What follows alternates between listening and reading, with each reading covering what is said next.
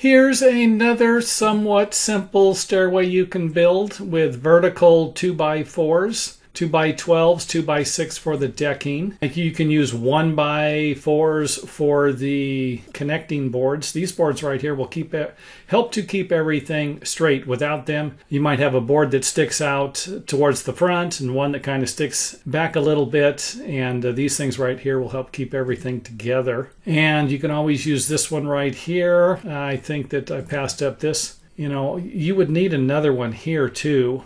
And you'll see that later on. You could actually get away with something like this, but I'd recommend putting a few more of these boards in there. Run the one at an angle, that would work. I would imagine okay. The 2x4s here will help to prevent the bottom from spreading apart. Another view of it there. 2x6, like I said, on the top with 1/8 of an inch space in between them. And of course this one here has a gap. This is going to be a little smaller. If you notice, the 2x4s here go all the way to the back of the riser. If you're going to build this in two sections, you'll have to cut or rip this board down, I would imagine at least 3/4 of an inch if you're just going to build this stairway without the deck. If you are going to build the deck and the stairs together, you can use one solid board on the bottom to connect everything together, and then this should be a 2x4 which would butt up against this one here, and you wouldn't have a gap there in the center. Take a look at the bottom. Pressure treated lumber, something that will not, or something that you hope will not decay as fast as regular lumber. You're going to set it on top of dirt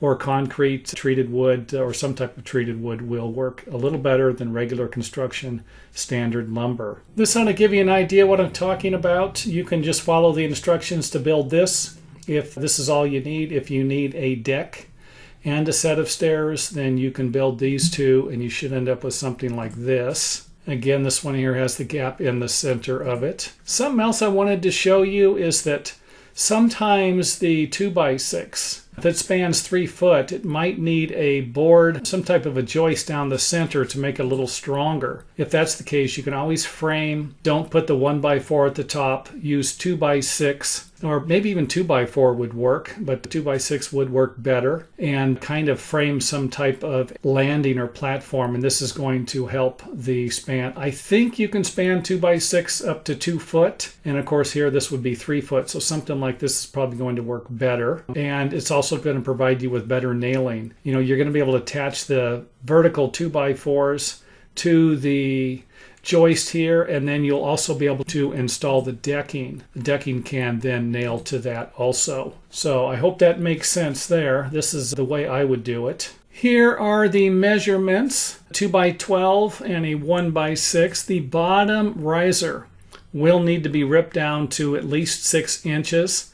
If you have a 7.5 inch rise, the other ones will be 7.5 inches. The bottom one is the only one you're going to need to adjust. We have 3 foot wide here. You can make it smaller. I wouldn't make it larger without changing the size of the treads or adding more structural supports to the center of the stairway. Here are the measurements for the basically wall stringer and the wall. You can see here this is 10.5 inches. Something I'd like to point out, and you can end up with a problem over here, is that if I put 3 2x4s together, there's a very good chance I might have 10.75 inches, not 10.5 inches. And I don't think it's going to create a problem because you have a 1 inch overhang on the nosing. Instead of 1 inch, you would have 3/4 inch nosing, which would be fine. But if you want to make sure that it's 10.5 inches and you get the 1 inch nosing, you might actually need to rip one of these boards down. Maybe it's going to be the center board, keep everything looking okay, or the side board, whatever it is going to be. A lot of times people want to do stuff in proportion. So if you cut it out of the center board, it might look a little neater, like a racing stripe maybe. I don't know. So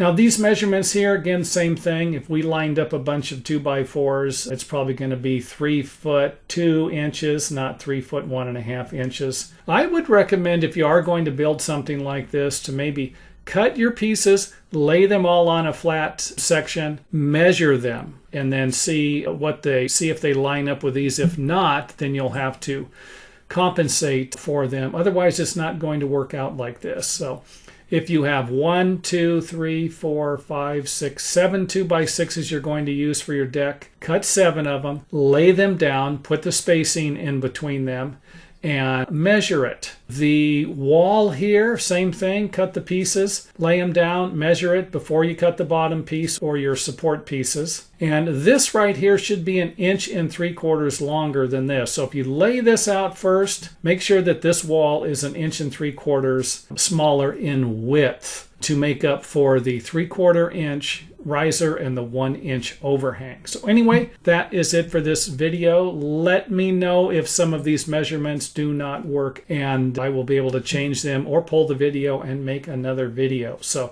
keep in mind, again, these measurements are for precise measurements. 7.5 inch risers. We have a 10.5 inch tread run with a 1 inch overhang, which is 11.5 inches. So if you get lumber that's 11.25 inches, you might have a problem. So, or the measurements for this stuff will need to be adjusted, like I said.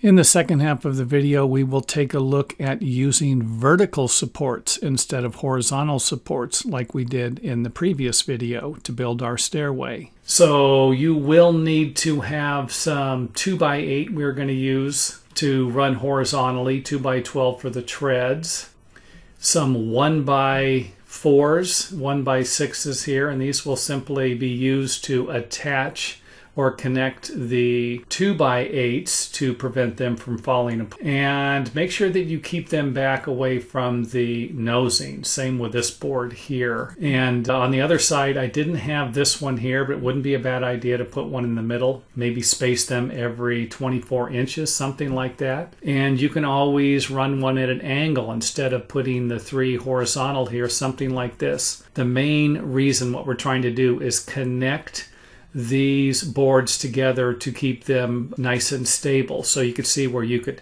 put a couple screws in here, a couple in here, and a couple in here to connect these 3 boards here. Zooming in for a close-up, I kind of butted up against the back of the tread. You can always pull it down a little bit farther. It doesn't need to be right up against here, and it might actually be better to have it about a 1/2 inch away from this spot. In here, I'm just kind of showing you that I said to keep these boards away from the front here, and the same with this 2x4 here. If you put it here, you're going to end up kicking it. You know, you don't got to put it this far back, but make sure that it's at least, I would say, 2 inches back from here, especially if you have a little nosing like we have using the 2x12s. Now, if you wanted to make this to where it didn't have a nosing, just simply bring these boards. You could configure the boards to where they would line up with the edge of the nosing or the front of the tread instead of having a nosing here. Let's go ahead and take a look at some measurements that you will need to build this stairway. If it's going to be 3 foot wide, your treads and your decking planks can be 3 foot. The 2x4s here that we're using need to be at least 3 inches smaller. I would recommend cutting them 3¼ inches smaller. 1/4 inch sometimes will actually create the size you need for your treads. But if your stair treads they overhung the edge of these stair stringers here 1/8 inch. That's going to look okay, but if it's 1/8 inch less, it's not going to look very good. And again, I'm just suggesting this because I've built too many of these things before and cut this the exact size that I thought it needed to be, and then ended up with a problem for my treads. So what I would recommend doing is, if you do get some lumber, build it in sections and then measure everything. If you're not going to follow my advice, that way you can cut the treads individually to fit after you have built the frame here for it. Here's what it would look like before it was assembled. You would have something like this, and again, it's not hard to do. You lay this stuff out, put it together, and then screw or nail these 1x4s to the 2x8s to connect everything together and make a nice solid wall. Okay, here's some of the measurements here.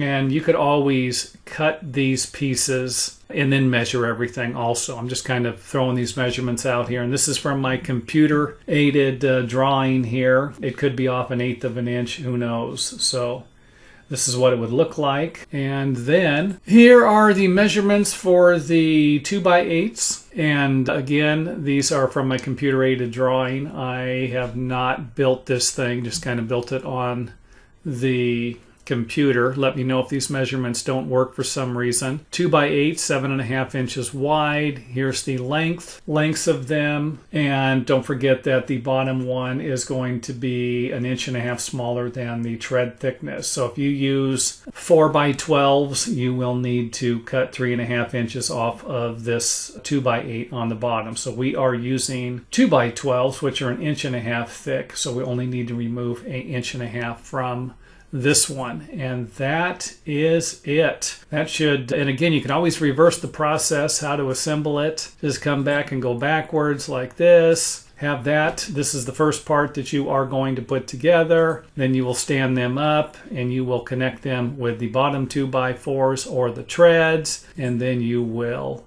finally do the last, install this section in here, and you are done. Simple and easy. And thanks for watching. If you enjoyed the video, let us know by hitting the thumbs up button or letting us know in the comment area.